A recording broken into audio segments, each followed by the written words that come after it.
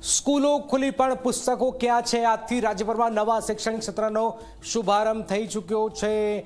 એકાએક જે શાળાઓ સુમસાન હતી એ બાળકોની ખિલિયારીથી ગુંજી ઉઠી છે, પરંતુ નવા સત્રની આ ખુશીમાં એક મોટો સવાલ છે।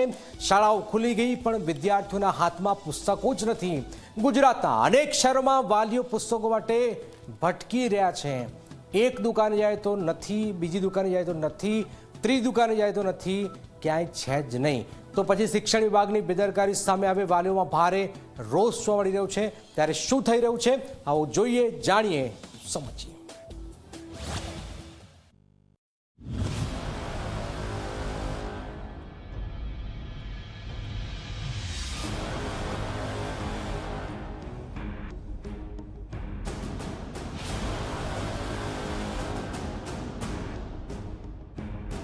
શાળાના પ્રથમ દિવસે વિદ્યાર્થીઓ નવા ઉત્સાહ સાથે સ્કૂલે પહોંચ્યા, પરંતુ ઘણા વિદ્યાર્થીઓના હાથમાં પુસ્તકો ન હતા, કારણ કે બજારમાં હજી સુધી અનેક પુસ્તકો ઉપલબ્ધ જ નથી।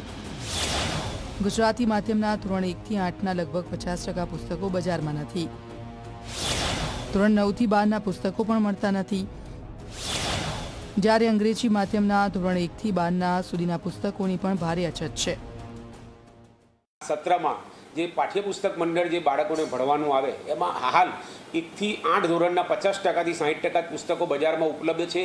9, 10, 11, 12ના પુસ્તકો હાલ ઇંગ્લિશ મીડિયમ કે ગુજરાતી મીડિયમના સંપૂર્ણ બજારમાં હાલ આવેલ નથી, એટલે બજારમાં હાલ પાઠ્યપુસ્તકની અછત છે। વાલીઓ જ્યારે પુસ્તક લેવા બજાર પહોંચ્યા ત્યારે એક નહીં, બે નહીં, પણ 4 થી 5 દુકાનોના ધક્કા ખાવા પડ્યા। અમદાવાદના ગાંધી રોડ સહિત રાજ્યના અનેક શહેરોમાં સ્ટેશનરી વેપારીઓ પણ હાથ ઊંચા કરી રહ્યા છે, કારણ કે નવા પુસ્તકોનો જથ્થો હજી સુધી પહોંચ્યો જ નથી। વેપારીઓનું કહેવું છે કે જે પુસ્તકો આવ્યા છે તેની પાનાની ગુણવત્તા પણ સંતોષજનક નથી।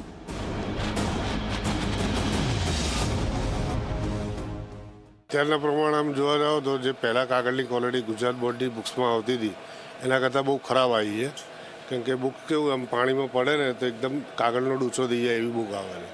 કાગળ સારો નથી વાપર્યો આ ફેરી। 11 તારીખથી એટલે ગુરુવારથી તબક્કાવાર જેમ અમારી પાસે પ્રિન્ટ થઈ અને આવશે એમ એક જિલ્લાના અમે પાઠ્યપુસ્તકો પહોંચાડવાનું કામ જે છે એ પૂરું કરીશું। આ સમગ્ર સ્થિતિ પાછળનું કારણ પણ ચોંકાવનારું છે। ફેબ્રુઆરીમાં કાગળનો ભાવ પ્રતિ કિલો 54 રૂપિયા હતો, પરંતુ કાગળના ભાવમાં વધારો થતાં ટેન્ડર પ્રક્રિયા અટકી ગઈ। બાદમાં મે મહિનામાં 67 રૂપિયાના ભાવ સાથે કોન્ટ્રાક્ટ મંજૂર કરવામાં આવ્યો। ટેન્ડરની મંજૂરી મોડી થતાં પુસ્તકોનું છાપકામ પણ મોડું પડ્યું અને હવે નવા સત્રની શરૂઆત છતાં વિદ્યાર્થીઓ પુસ્તકો વગર અભ્યાસ કરવા મજબૂર બન્યા। રાજ્ય સરકારનું એક સૂત્ર છે, ભણશે ગુજરાત અને રમશે ગુજરાત, પરંતુ ભણશે ગુજરાત કઈ રીતે? કારણ કે આજે નવા વર્ષના સત્રની શરૂઆત થઈ ચૂકી છે, વિદ્યાર્થીઓ સ્કૂલે આવી ચૂક્યા છે, પરંતુ ધોરણ 9 થી 12ના જે વિદ્યાર્થીઓ છે તેમને હજુ સુધી જે પુસ્તકો મળવા જોઈએ તે પુસ્તકો નથી મળી રહ્યા, જેને કારણે તેઓ વગર ચોપડે આજે સ્કૂલમાં આવ્યા છે। પાઠ્યપુસ્તકો નોર્મલી ફેબ્રુઆરી સુધીમાં આવી જતા હોય છે, દર વર્ષે મળી જ જાય છે અમને, પણ આ વખતે મને ધ્યાન છે ત્યાં સુધી કોમ્પ્યુટરની એક બુક 9 અને 11માં બદલાવાની હતી। બીજા કોઈ ધોરણમાં પણ પાઠ્યપુસ્તકો બદલાયા છે। સ્વાભાવિક છે કે એ બદલાયેલા પુસ્તકો નવેસરથી છાપવાના થતા હોય છે, તો એમાં થોડોક ટાઈમ કદાચ લાગ્યો છે આ વખતે। તો આપ જોઈ રહ્યા છો, પુસ્તક નથી, પરંતુ તેનો ઉપાય કરવામાં આવ્યો છે। જે વિદ્યાર્થીઓ છે તેને ઓનલાઈન PDF જે છે તે તેમના વોટ્સઅપ ગ્રુપમાં રાખી દેવામાં આવતી હોય છે, પરંતુ ગુજરાત રાજ્ય સરકારની આ સૌથી મોટી બેદરકારી ગણી શકાય। બીજી તરફ વાલીઓ પણ મોંઘવારીનો ડબલ માર પણ પડી રહ્યો છે। રાજકોટમાં સ્કૂલ ફી, સ્કૂલ વાનના ભાડા અને સ્ટેશનરીના ખર્ચમાં વધારો થયો છે। સ્ટેશનરી ખર્ચમાં 30 થી 40% વધારો નોંધાયો છે, જ્યારે સુરતમાં ધોરણ 9 થી 12ના વિદ્યાર્થીઓને પુસ્તકો જ મળ્યા નથી અને અનેક વિદ્યાર્થીઓ પહેલા જ દિવસે પુસ્તકો વગર શાળાએ પહોંચ્યા।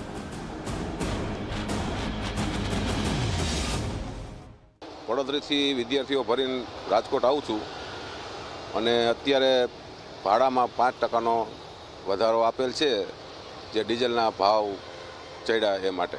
આગળ પછી સંસ્થા વિચારશે। મોંઘવારી પ્રમાણે તો વધી જ ગયું। મારે તો 2 છોકરીઓ ભણે, એક સાધુ વાસવાણી ભણે, 25,000 ફી હતી, અત્યારે 30 થઈ ગઈ, સીધા 5,000નો વધારો। એમાં વેનવાળા એને 200 વધાર્યા, એટલે મોંઘવારી પણ આ બધું અઘરું જ પડે છે, પણ ભણાય વગર છૂટકો નથી. સ્કૂલમાં વધ્યા, ટ્યુશન ફી વધી અને આ વેનના વધ્યા, ત્રણેયમાં વધારો આવ્યો. એક તરફ સરકાર શિક્ષણની ગુણવત્તા સુધારવાની વાત કરે છે તો બીજી તરફ નવા સત્રના પ્રથમ દિવસે જ વિદ્યાર્થીઓને પુસ્તકો માટે ભટકવું પડી રહ્યું છે. સવાલ એ છે કે શાળાઓ ખુલવાની તારીખ નક્કી હતી તો પછી પુસ્તકો સમયસર કેમ ન પહોંચ્યા અને આ બેદરકારીની જવાબદારી કોણ લેશે? Bureau report, Zee media.